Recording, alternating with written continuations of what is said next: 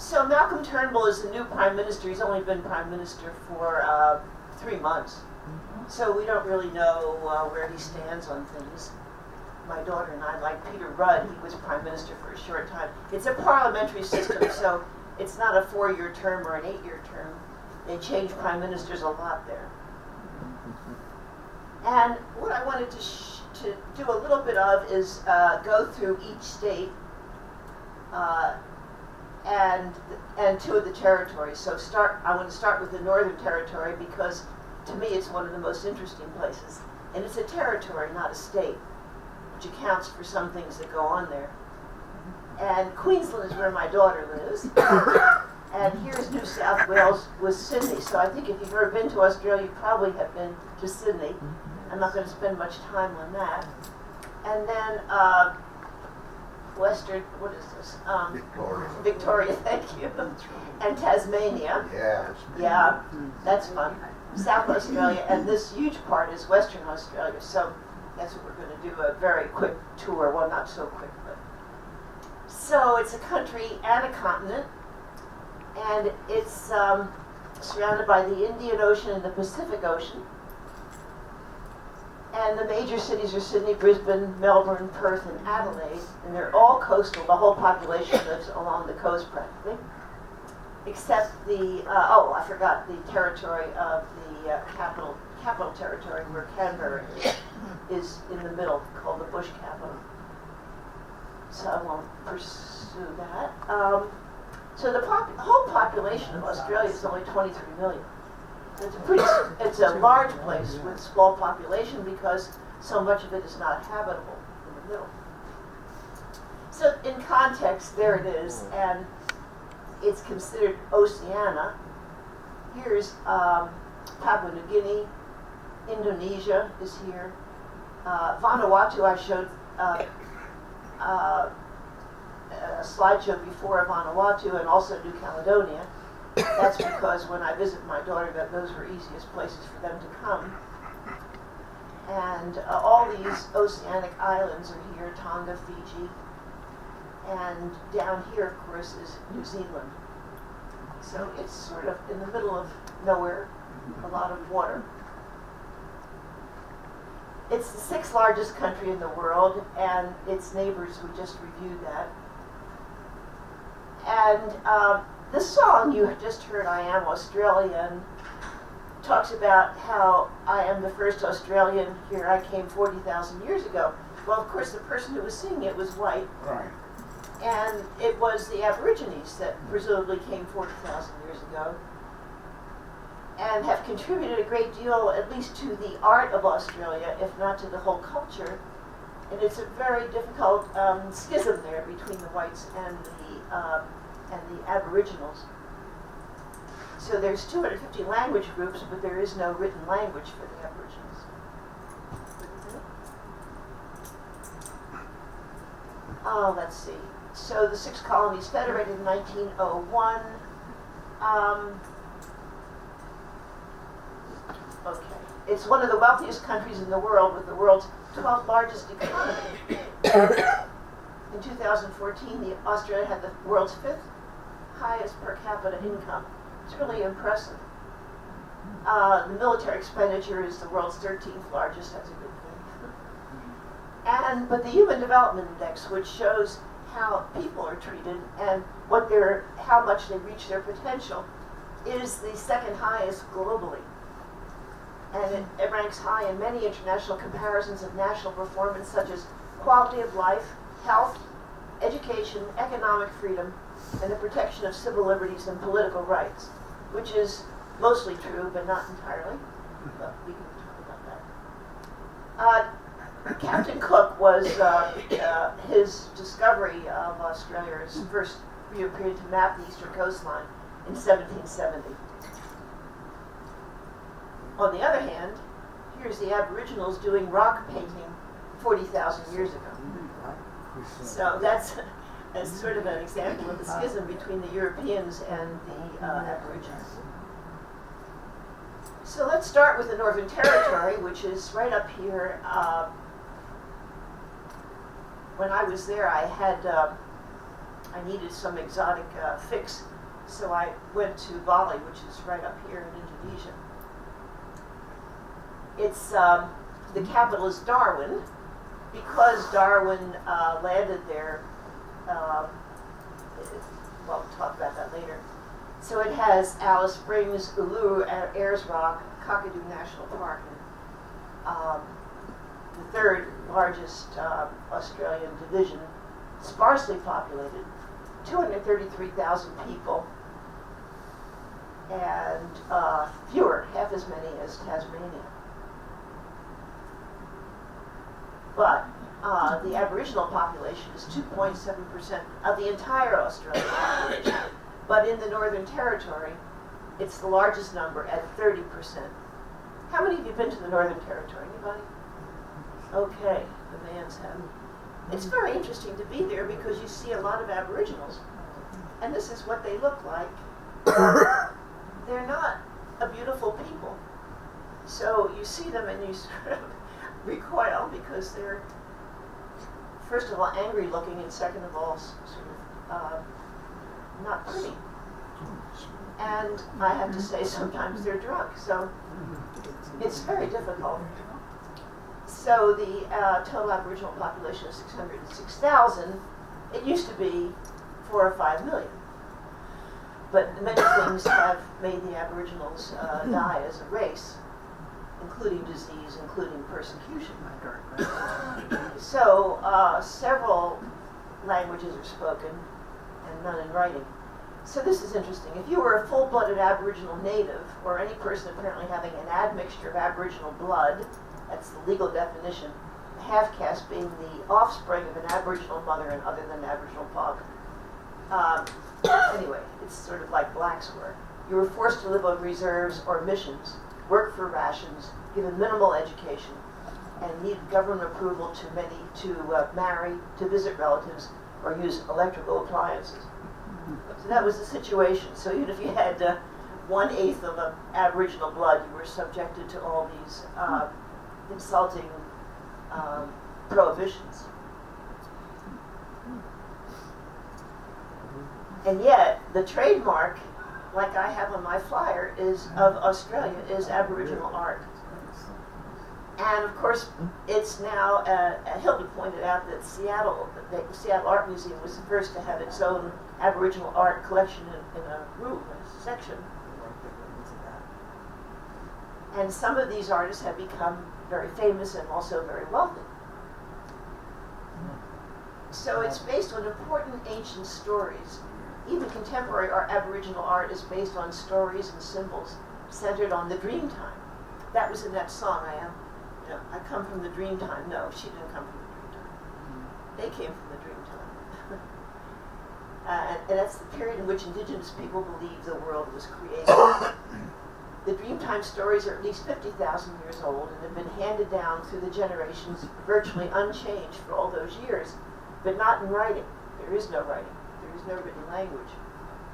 Aboriginal art also stands as a written language. It is a major part of the unwritten encyclopedia of being an Aboriginal person, and as such, it may have many layers of meaning. Australian Aboriginal people have no written language of their own, and so the important stories central to the people's culture are based on the traditional icons, symbols, and information in the artwork, which go hand in hand with recounted stories, dance, or song, helping to pass on vital information, and preserve their culture. But looking at them, I think it would be impossible for us to figure out what the story is. And you can see that even it decorates windows. This is an original Aboriginal art. Aboriginal art on canvas and board only started 40 years ago. Traditionally, the paintings we now see on canvas were stretched or drawn on rock, walls, used in body paint, or in ceremonial articles, and importantly, drawn in sand or dirt, accompanied by the song or story. It's really amazing, only 40 years where these are preserved. Where ancient and important stories are concerned, and particularly those containing secret or sacred information, an artist must have permission to paint the story he or she paints. That's very interesting. When you go to the souvenir shops in the airport, and you buy a towel with an Aboriginal art, all of that has to now be with permission of the Aboriginal painters. Didn't used to be that way. Traditional Aboriginal artists cannot paint a story that does not belong to them through family lineage. The dots, this one doesn't have dots, but the others do. Dots were used to hide secret information. Dot painting in the main began when the Aboriginal people became concerned that white man would be able to see and understand their sacred and private knowledge. The dots were used to obscure the secret iconography underneath the story. The Australian Aboriginals, the longest surviving, so we could say the most successful, evolutionary-wise, culture the world has ever seen. And their culture is complex and centered on long-term survival in a hostile environment.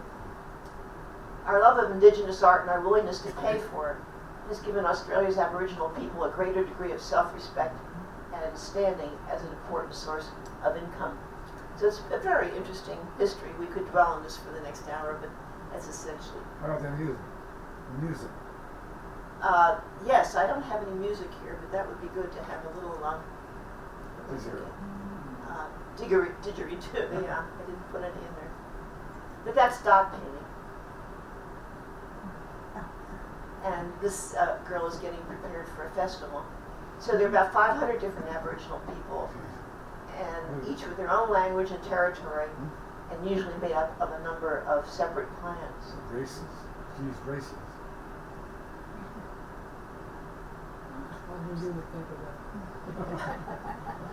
Archaeologists believe that the Aboriginals first came to the Australian continent around 45,000 years ago. But the Aboriginals trace their creation back to the Dreamtime, an era long past when the earth was first formed. One Aboriginal man explained this with us. By dreaming, we mean the belief that long ago these creatures started human society. They made all natural things and put them in a special place. Aboriginals have a special connection with everything that is natural. Aboriginals see themselves as part of nature. All things on earth we see as part human. Very Zen concept. It is true that people who belong to a particular area are really part of that area, and if that area is destroyed, they are also destroyed. Aboriginals' land was invaded from the end of the 18th century onwards with catastrophic consequences for the Aboriginal people. Now 50% of them live in towns, often in terrible conditions, and that sort of describes what I was saying. In Darwin, they live in Darwin, they don't, not happy in Darwin, and their conditions are bad, and they drink a lot. Now, that's about all I'm going to say about Aboriginal art, even though it deserves a whole hour lecture in itself, which I'm not prepared to give because I don't know that much about it. But one thing that drew me to the Northern Territory was in 1995, they passed the first law in the world allowing physician aid in dying and voluntary euthanasia, which happens to be the thing that I'm interested in. And this man, Bob Dent, a Buddhist carpenter, was the first man to die under a law. If I asked you where the first euthanasia occurred, you would probably say Holland, but not legally. Legally, it happened here. And he had prostate cancer. His wife was by his side, and there was one doctor that would do it after the law changed, and that was Philip Nitschke, who's still around and very active. So that was 1995. Philip helped 3 people die under the law, and then it was rescinded by the federal parliament on the pretext that Northern Territory is not a state. If it were a state, they could pass their own laws. But because it's only a territory, that law could be rescinded.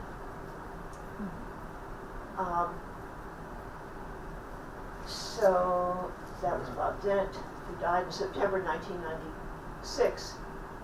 And we had a conference there in Melbourne shortly after the first person died under the law.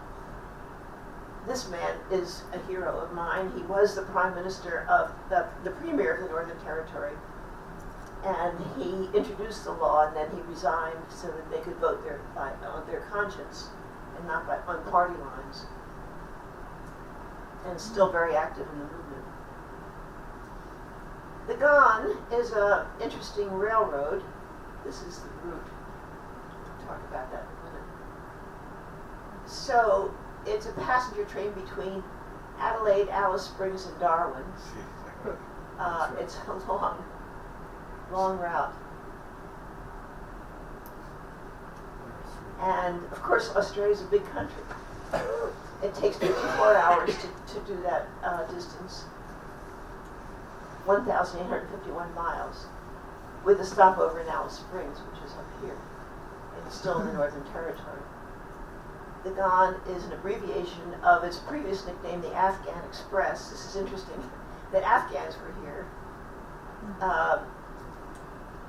The train's name honors Afghan camel drivers who arrived in Australia in the late 19th century to help find a way to reach the country's unexplored interior. And a lot of that transportation was furnished by camels, which we'll talk about in a minute. So it's a luxury train, and it's. I went on one that was equally luxurious and comfortable. There it is. And this is Darwin. I find it a very pleasant capital. It's hot. It's informal, and it's small, and it was fun. So 146,000 people live here, and 10% are Aboriginals. So 1 out of every 10 people you see is an Aboriginal. It's a lot. It's sort of like black people stand out. You can't sort of miss them. And they're on the buses. You take the buses. Darwin was wiped out in World War II by the Japanese. I didn't realize until I got there that the Japanese had actually bombed that part of Australia. And also there was a big cyclone in 1974, so it's the most modern capital. They had to rebuild. I happen to be familiar with this flag because the Northern Territory and the Right to Die movement was such a historical place. And this is how you can get how far you are from Chicago. That's a not very good picture of it at night. Pretty close. So Alice Springs is where Ayers Rock is. And this is the carpet in the airport. So you can see how Aboriginal art influenced even commercial aspects. And hopefully the Aboriginal painter that did this or inspired it was amply compensated. We could get that here, wouldn't that be fun? Because Australia is so spread out, and especially in the Northern Territory, they have the School of Alice Springs, and they do this all by radio.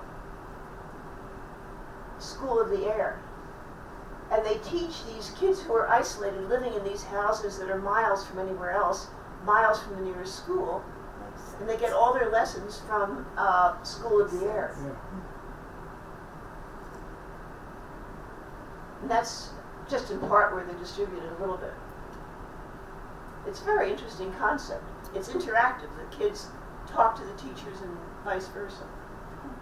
And there's tutors out there, too, that work with the kids. Some of their art.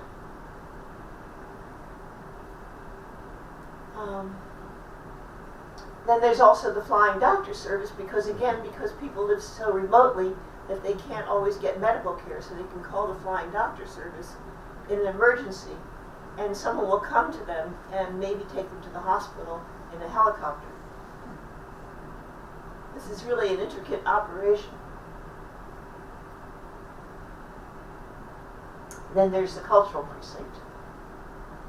This is a very nice Aboriginal art museum. You don't see any Aboriginals in there, but you see their art.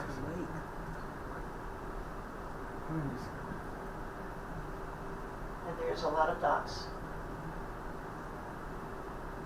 I think this is an Aboriginal sculpture, but I'm not sure. So this is Ayers Rock. How many of you have been to Ayers Rock? Okay, you've been everywhere. And it looks a lot like Table Mountain in Cape Town. But I just showed these other rocks to show it's limestone and show the different colors, depending on where the sun is hitting at that particular time. It's very interesting geologically. Now that's before the sun's setting on it. And that's at its best color when the sun is on it. Of course, it's sacred to the Aboriginals, and of course, white people like to climb it. So it presents another cultural conflict there. You can't climb it anymore, though. Can't climb it anymore. Oh. It's been stopped, right? Yeah, it has been Yeah, stopped. that's good. So this is about the camel. I don't know if you know this. How many of you know that Australia has the world's largest collection of feral camels? It's a startling piece of information. Estimated from 1 million to 2 million, Wow. except they're being killed as we speak. Culled, I think is the polite word for it, culled. And they were brought from India and Pakistan in the 1850s because they were needed before the car was available to explore the interior of the country. But now they're sort of a pest, sort of like the elephant, and they destroy crops, and to get water they destroy water pipes. So the Camel Destruction Act allows them to be shot, and there's pictures on YouTube of camels being shot. And there's one man on YouTube coming from Saudi Arabia, and he loves camels, and he grew up with camels, and he knows camels, and he can't stand the fact that they're being shot. I'm taking back to Saudi Arabia. So he's trying to look at it some other way. It's really a shame. They are beautiful animals. So the first state we'll go to for no particular reason is South Australia. That takes up this big chunk of land here. And the capital is Adelaide. Anybody been to Adelaide? Pretty city. They're all pretty cities, actually. Very nice cities. And with 1,700,000, so it's about the size of San Diego City.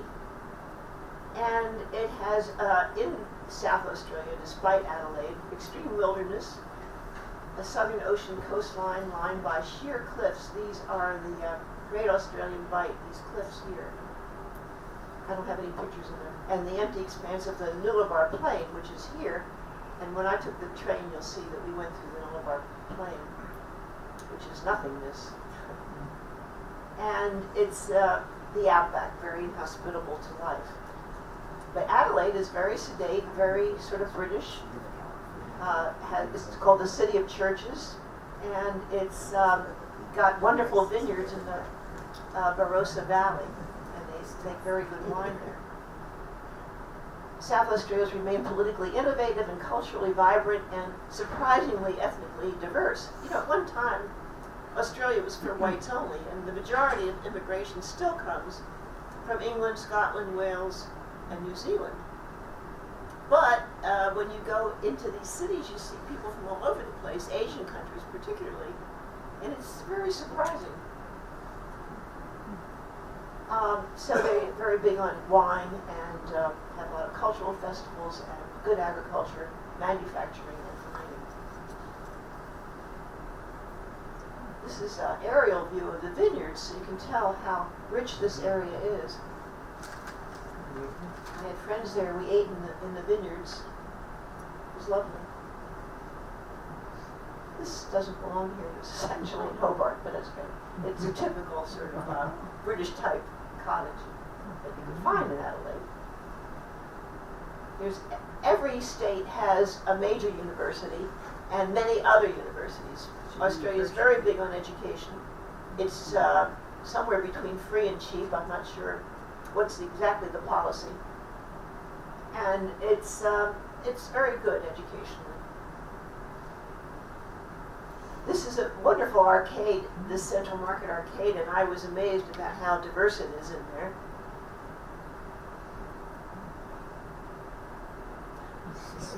It is. My Danish husband used to love snowy cheese. This is real somewhere.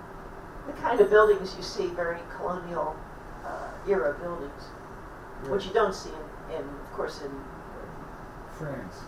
in the Northern Territory, because it was Darwin, because they were all blown away.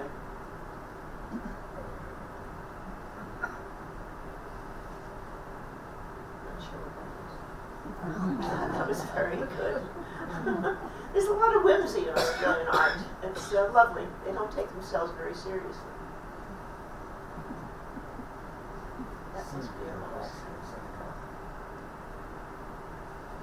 So we're jumping now to Western Australia, which is mostly outback, and 92% of it is concentrated in the area of Perth.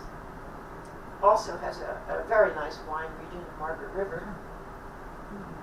And Western Australia produces 46% of Australia's exports, which is amazing, and the second largest iron ore producer in the world.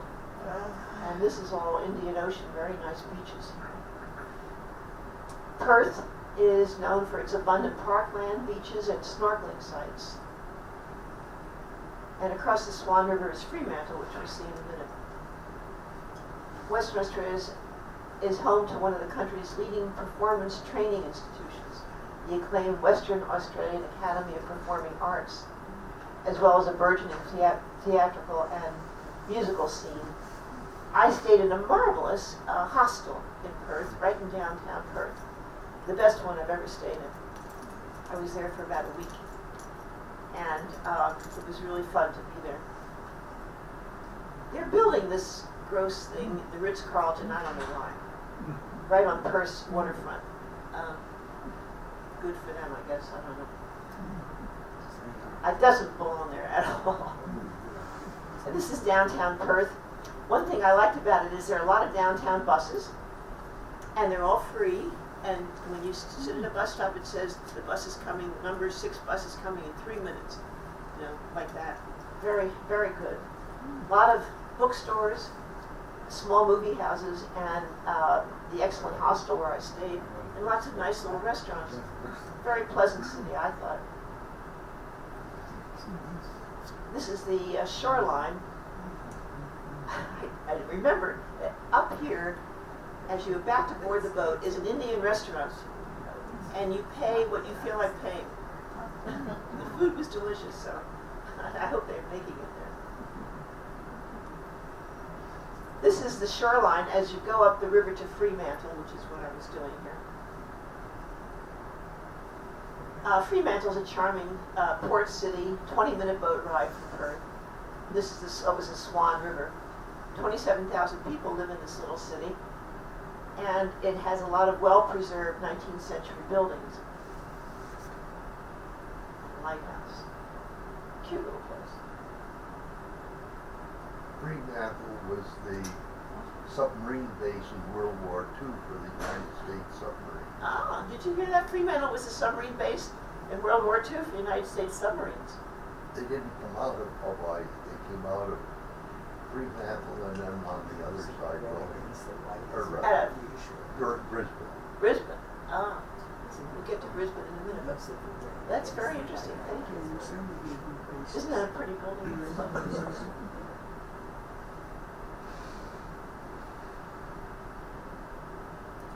A lot of interesting sculptures. A lot of them dedicated to labor. These fishermen.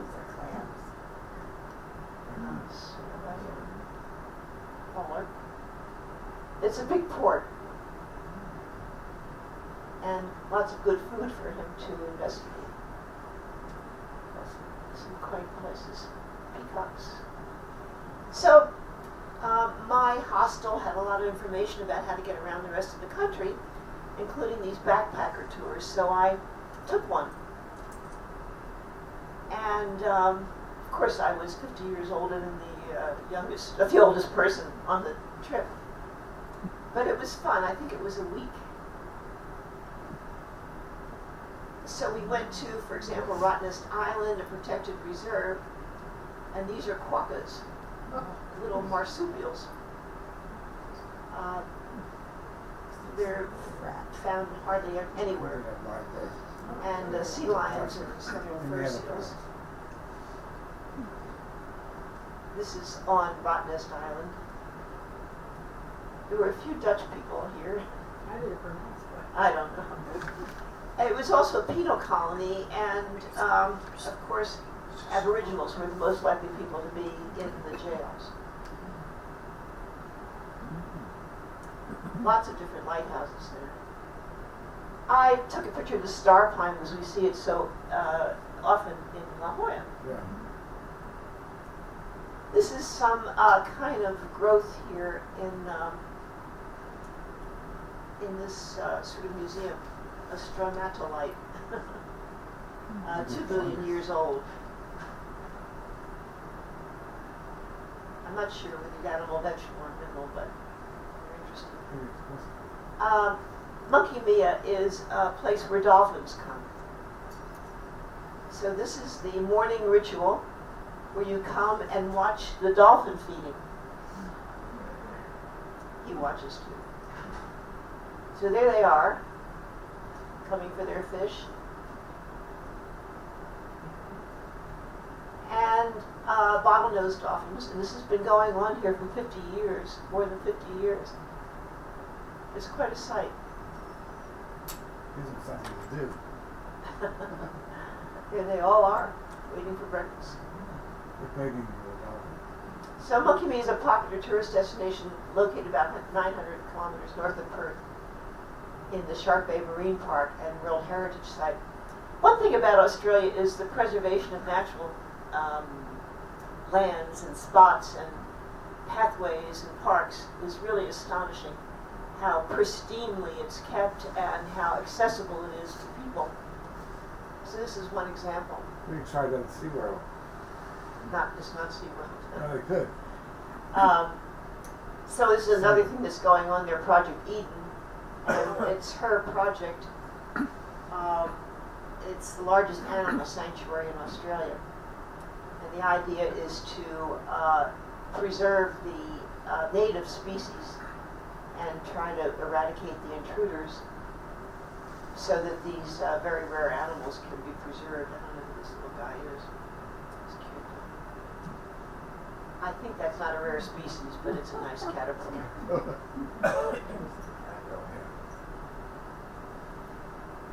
Fine dining on the road. So we were in this bus, this backpacker's bus, so we stopped on the road to eat, and we had quite a variety of barbecue to choose from.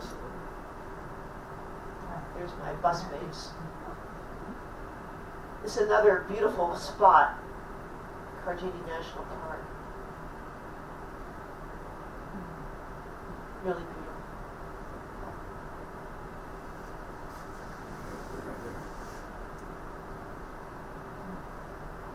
I have to admit that I was down there taking pictures of all this foliage while the kids were hiking up the mountain.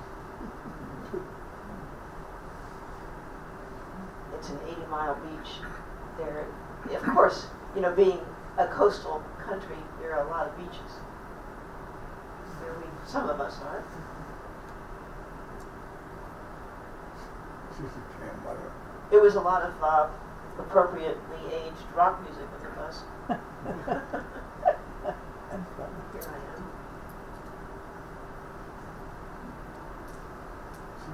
We went through beautiful. This bus was headed to Broome. So this is on the outskirts of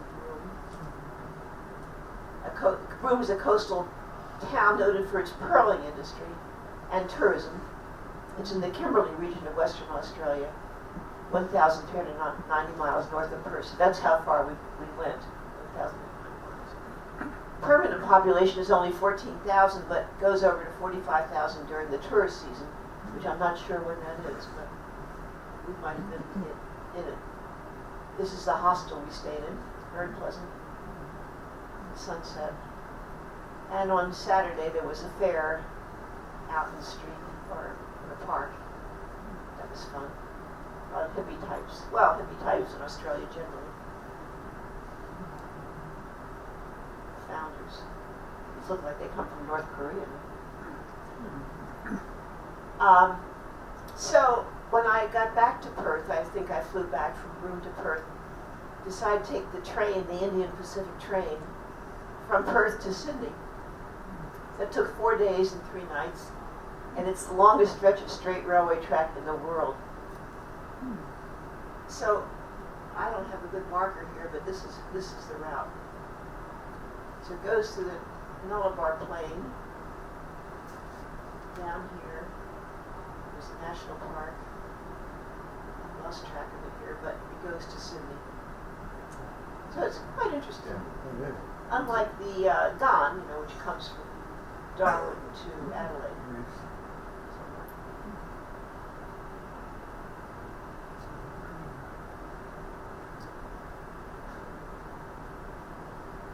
So that was my compartment. It was very nice.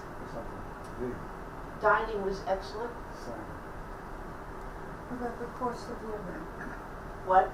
Cost of living. Cost of living in Australia. Sydney, I think, would be the most expensive. Some things like healthcare and education are somewhere between free and cheap. Housing in where my daughter lives is a little cheaper than La Jolla. It's become a big retirement community there.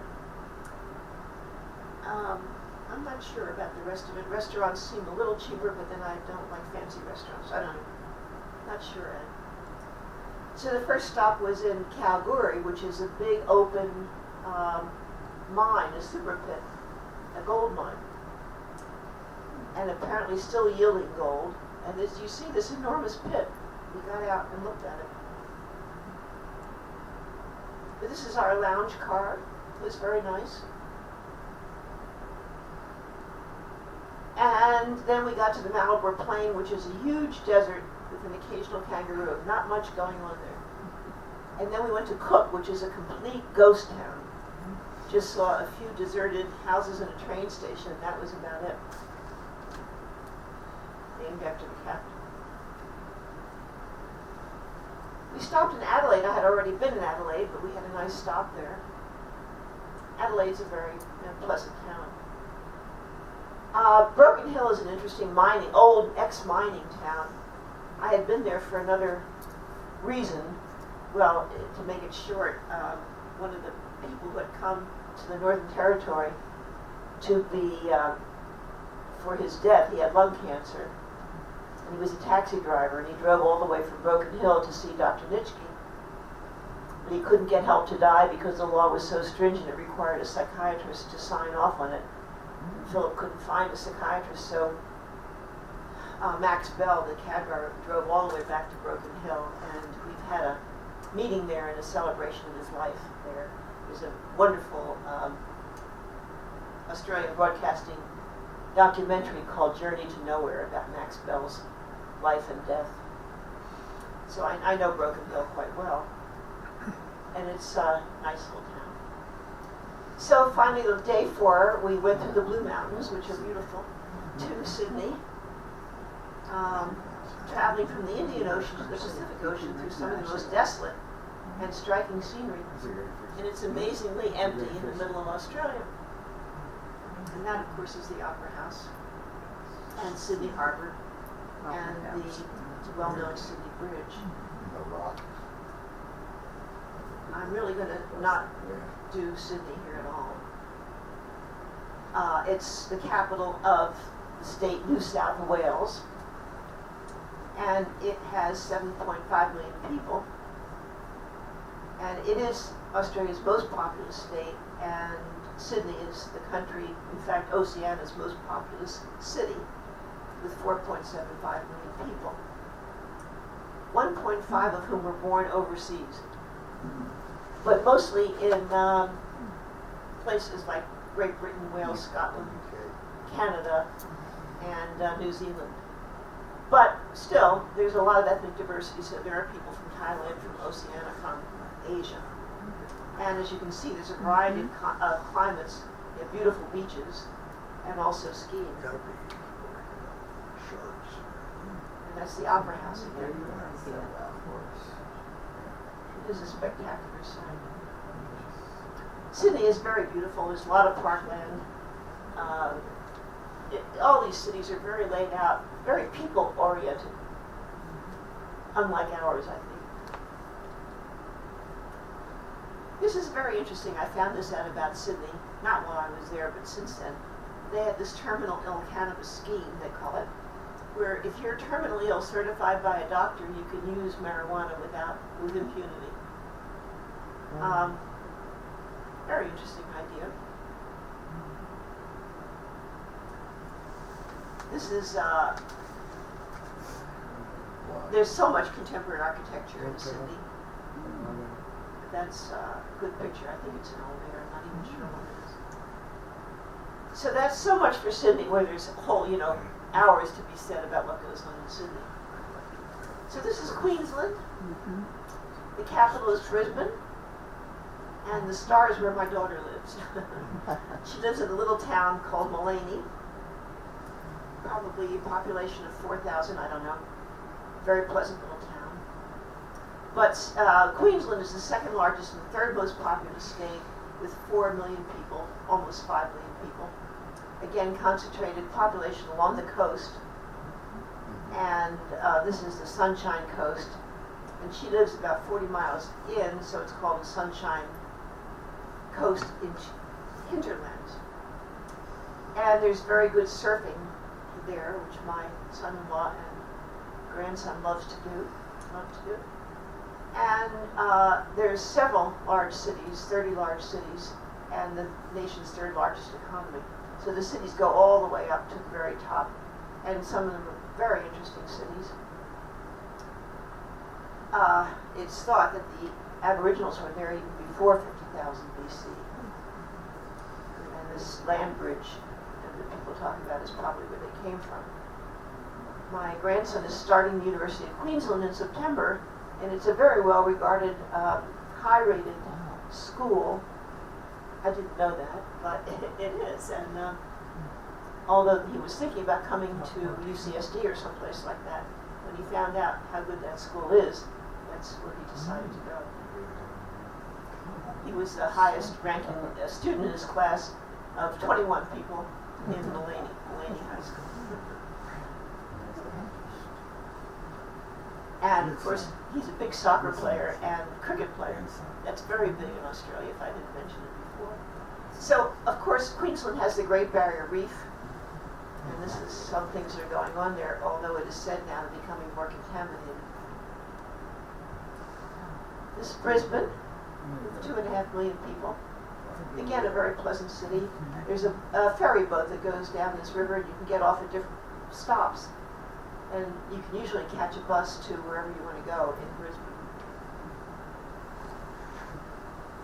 Townsville, I spent some time there. I had some friends there. Another very pleasant city. Noosa Beach. I think the kids gave me a birthday party at Noosa Beach. It's so pristine. These places are kept so beautifully. The walkways and the plantings and everything. It's very beautiful. There are, quite expensive resorts here, but it's also very oriented toward people. Performing Arts Center, there's a lot of those. There's at least one in every capital, as there is an opera house. I have to say that Australia really spends its money very nicely on its people. This is a Queensland-style house, Queensland house. So my daughter lives in one of these. It's characterized by its symmetry. It's porches. There's porches all around, which gives it a lot of airy feeling. There's always these central steps. And underneath are stilts, and usually there's nothing under there. Some people, it's not that it is flooded or anything in most places, not where my daughter lives anyway. But it keeps it cool. And some people have built things. She's built a storage unit down there, but mostly it's empty space. So that's a typical Queensland house. Typical Queensland birds. They're sitting on her patio, her porch. I don't think this belongs there. Okay. So, Victoria is the last state on the mainland, I think people do know. So there it is, and it's in the southeast corner of the country. Haven't you been to Melbourne, Victoria? Another lovely city. So Victoria is the most densely populated state, and the second most populous state overall. Anyway, so of course it's most of the concentration is population is down here, including Melbourne. And it's the smallest state on the mainland, so of course it's very densely populated. Very diversified economy, ranked second GSP and second in Australia. Melbourne is home to a number of museums, art galleries, theaters, and described as a sporting capital of Australia. It has to be something to be a sporting capital because every city, every state has stadiums all over the place. Sports, sports, sports. Not football as we know it, they call their soccer football, but more gentle sports. Rugby. Rugby is, that's true, yeah. That's not. And Melbourne, Victoria itself has 8 public universities. The oldest is University of Melbourne, founded in 1853, which is about the time a lot of these first universities were founded. This is very interesting. TAFE is Technical and Further Education. It's very big in Australia.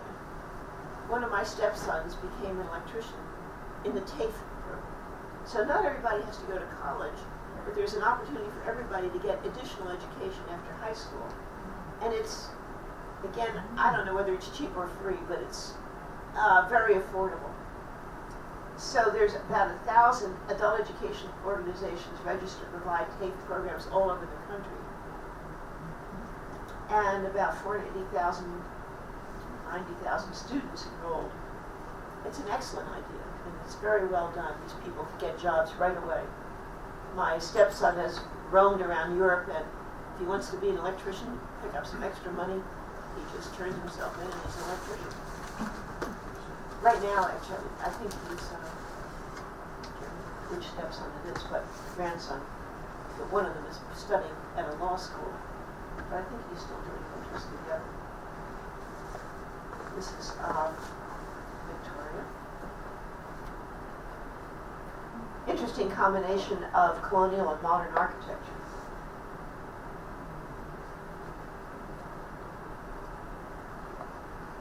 And again, opera houses, cultural centers, interesting art. That was an aquarium.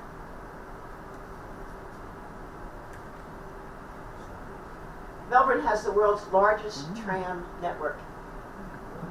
You could teach us a little something about the use of public transportation. All over the place.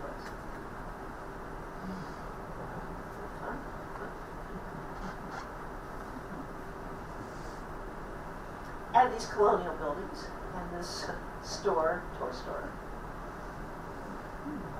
Abstract art.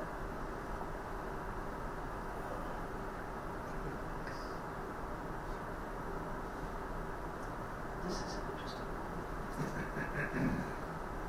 This is the train station downtown.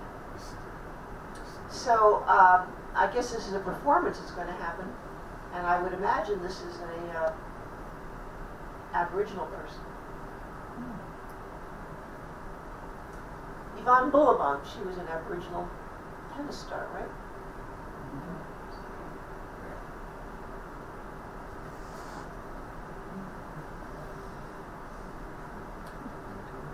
There's a lot of cargo goes here.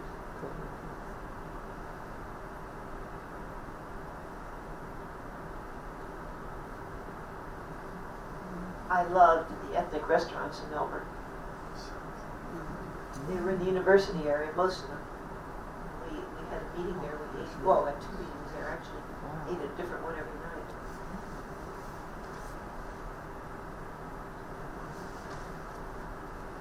Of course, tattoo parlors.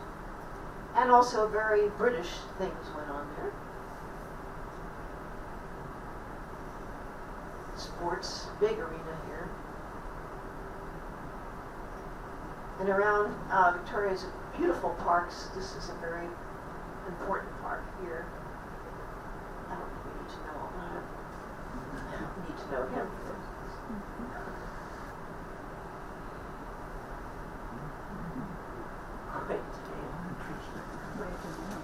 So the bus would stop, I was taking a bus trip, and it would stop for a cup of tea. And we would get these little Australian treats. This is Lamington Fears. Pretty good. Dates. Yes, And then Vegemite. We'd always get Vegemite on crackers. How many people love Vegemite? See? I like it.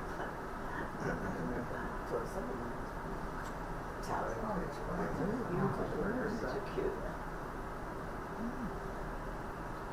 And there's quaint little towns around and gardens. And art.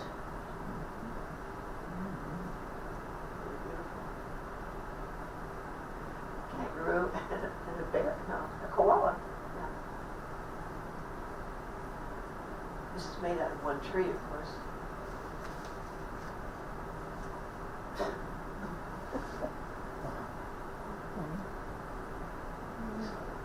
This is a little show with birds. Owls, actually.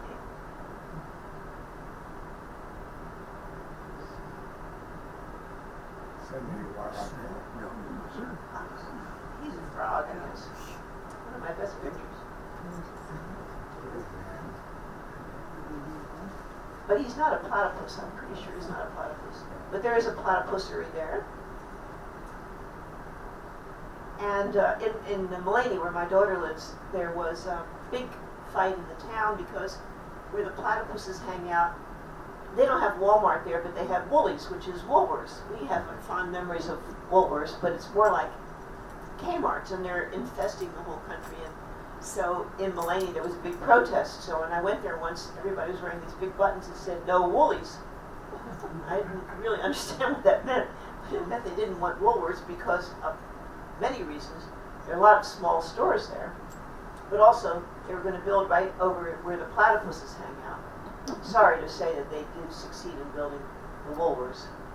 Nobody will confess to having gone in, so I don't know if it's successful or not. How come your daughter moved to Oh, she met an Aussie, fell in love, and he had a house there, one of these Australian houses, and so they've been there for 20 years, I think. And he had two sons, so those are my step-grandsons. Is that a snake? Is that a platypus? No. That's a lizard. It's a lizard, okay. Lizard? Somewhere an animal in there. What is it? Chameleon. Ostriches. I thought I had a platypus somewhere. How large are the lizards? Well, the monitor lizards often come up on the beach, and they're about 4 feet long. They're friendly. They don't do anything. In Florida, the lizards they're just Little guys. Yeah, they come in all sizes and shapes here. It's a giant. So there's a kangaroo for you. Pelican. We have pelicans. Kangaroos are fun. are they in the open? Well, they're in an enclosure, and that's why they're concerned with letting them escape, because if you don't close the door right, they will hop right out. Good pets. Yeah, they're pets. Beautiful. After one of our meetings, we took a bus tour to the Great Ocean Road outside of in Victoria, and it's a beautiful place there. Of course, more beautiful beaches. Flooded. But Bell's Beach has all these currents and winds and surfs and everything. This is a bathroom, beautifully decorated, hopefully by an Aboriginal, but you never really know.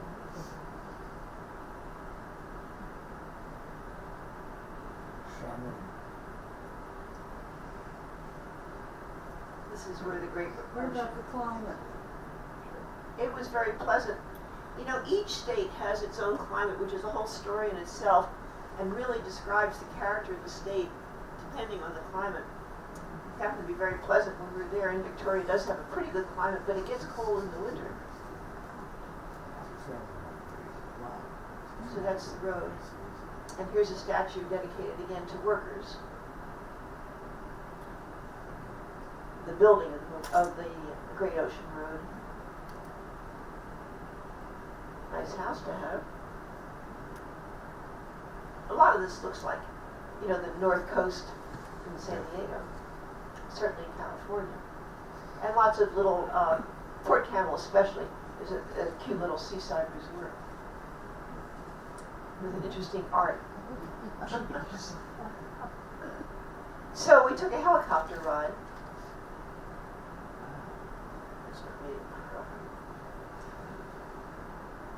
And you see this beautiful scenery, beautiful grazing lands, grass-fed cattle.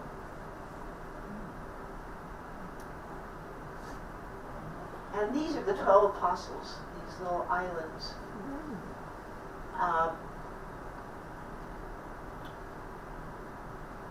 Dramatic limestone stacks that have made the region famous. Here they are. It's beautiful. Interesting. It's very interesting. It is. Well worth taking the helicopter. It was really interesting to see that from that vantage point. Still wide open One country. house. So much of the scenery right there. Yeah. You know, the thing about, it's like California, the thing about Australia anyway is you fly 12 hours and you get off and you think you're in America. You know, our civilizations are very similar, which is why I don't go there very often, because I like more exotic places, as you well know. But it's a nice country. That's rather patronizing, but it is fun. Cigalera. Yeah. So there's Melbourne again. Chinatown they have there. She goes to And from there I went to Canberra. I'm not even sure it's the same trip because they're so often, but so Canberra is the capital. It's a territory, like Northern Territory. It's the Australian Capital Territory. Just incidentally, we have right-to-die organizations all over the place, including the Australian Capital Territory. And so when I go there, I often speak and meet the people, including Tasmania and every place else, Perth, every place. It's a very interesting struggle they're having there after their law was rescinded in the Northern Territory to get it passed again, which they haven't. So Canberra is surrounded by, it's in the middle. It's not on the coast, although it has a beautiful lake. But it's called the bush capital because it's surrounded by nature reserves and nice foliage. It's a planned city like Washington, D.C. or Astana, which we saw in one of these slideshows in Brasilia. But it has a representative in Parliament. I'm not sure our capital does. Not a voting one. So unemployment's very low here. Average income is high. Education is high. Population is young. A lot of government jobs, of course. And that's how it's laid out. Planned city on a lake. And that front part is the old capital. Back part is the new capital. What about Army and the wars? How is that affected? I don't hear the question. What about an Army or Navy or? Oh, they have the 13th largest army and military in the world. They have it because they were, of course, we have moved in, I think we have 20,000 troops now in Darwin. That's our pivot to Asia. I just can't even imagine that. I think that's a horror story. But they, after the invasion, the bombing by Japan, and they fought very valiantly in Papua New Guinea, lost a lot of men, fought the Japanese there. And they also fought in Gallipoli with the Anzac soldiers, with New Zealand soldiers. Lost a lot of people there, lost that battle. And that's, I think I quoted Ataturk once when he spoke at Gallipoli, and he said, "These are all our sons, and we will take care of them because they fought in this war." And it's very sad. Gallipoli is a horror story. The Anzacs lost a lot of them. Anzacs, yeah. Yeah. It was, yeah, I was there on Anzac Normandy. Day, so. Normandy, yeah. And in our battles in Southeast Asia too. I mean, in Vietnam, and they're also now probably in battling ISIS. They've been very good allies, but there's, it's a small population, and for them to lose people like that is sad. This is the Parliament. There's a lot of native art. These are murals that local Australian painters have painted. I don't know how my hand got in there, but that's the Parliament. Something. Oh, maybe that was our guide. I think, yes. Not my hand. Cherry blossom. Yeah, cherry blossoms. Did you see the rabbit-proof fence? That's a good point. Norman says, how many people saw the rabbit-proof fence? A movie. I didn't know about it. We should show it here. Yeah, that's It's right. about when the Australians, I think, with the help of the British, decided to civilize the Aboriginals by taking their children and sending them to British or Australian schools. So the children were stolen, and they often tried to get back to their own reservations. But they built this rabbit-proof fence. Kids couldn't get back. Yeah, we should definitely show it. That'd be a great show. Yeah. That was our guide. And we did that in America also. With the, Yeah, with the Indians we did. So it's part of the Commonwealth. There are a lot of, Republicans in Australia. That means that they don't want to be part of the British Empire. It's not our Republicans. But meanwhile, there's a lot of honor due to the Queen and the Empire and all that stuff. So this is one of her portraits. And here she is, another portrait where she's addressing Parliament.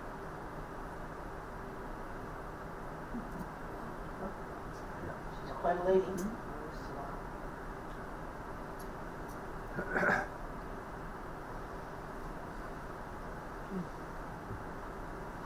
The rest of the city was interesting, had its nice share of ethnic restaurants and movie theaters. It's interesting in Australia, the cities have these movie theaters which show a lot of movies at the same time. They're quite inexpensive and fun to go to. I went to one here, went to one everywhere. This is Canberra.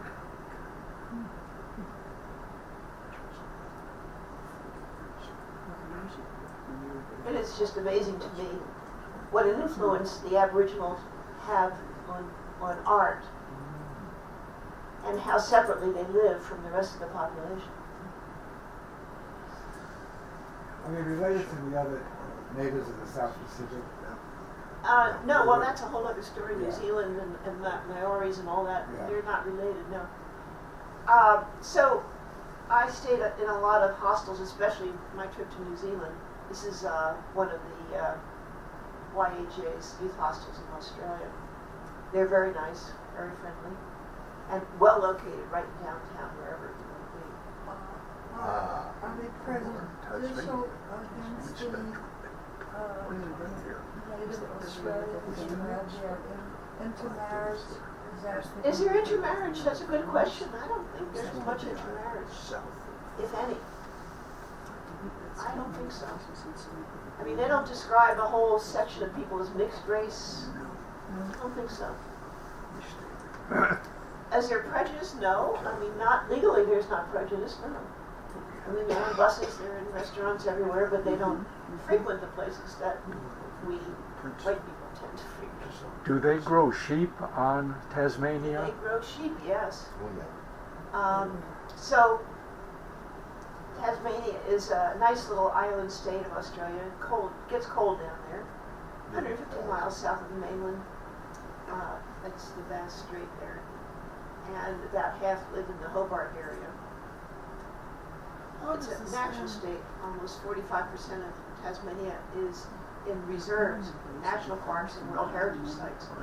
It was the founding place of the first environmental party in the world. So there had a little wildlife place there. That was a kangaroo pushing out of my hand. Here's an ostrich. How does this? Here's the port of Tasmania. And then I took this motor trip through this area of amazing rocks. And this is the Bass Strait. This was the coldest I think I have ever been. So they furnish these jackets, which are pretty warm, but when you go really fast in these motor things, you are freezing. So I think we went through this slot in this mountain. That's all furnished by the boat. Outside it's about 70 degrees, but on that boat, I'm telling you, that was cold. The first thing I did actually when I came to Hobart was go to the chocolate factory, Cadbury's, I have to confess. And that was a good move because there was a lot of good chocolate available. And there was also, also a Cadbury's factory in Dunedin in New Zealand, which is very well worth going to if you like chocolate factory. Some sculptures. Here's a Tasmanian devil. They are hideous creatures. First of all, they're all scratched up because they're always fighting with each other. They're very hostile looking, and they're very ugly. Really disgusting creatures. But, unfortunately, this disease is going around. You can't see it on this guy too well, but it's like a cancer on their face, and it spreads. So the population is being eradicated by this disease. This one is in captivity. I didn't see any as I was walking around the streets of Hobart. So that's it. Thanks for visiting us, and I can play some more stirring music if you like. See us out. Very good.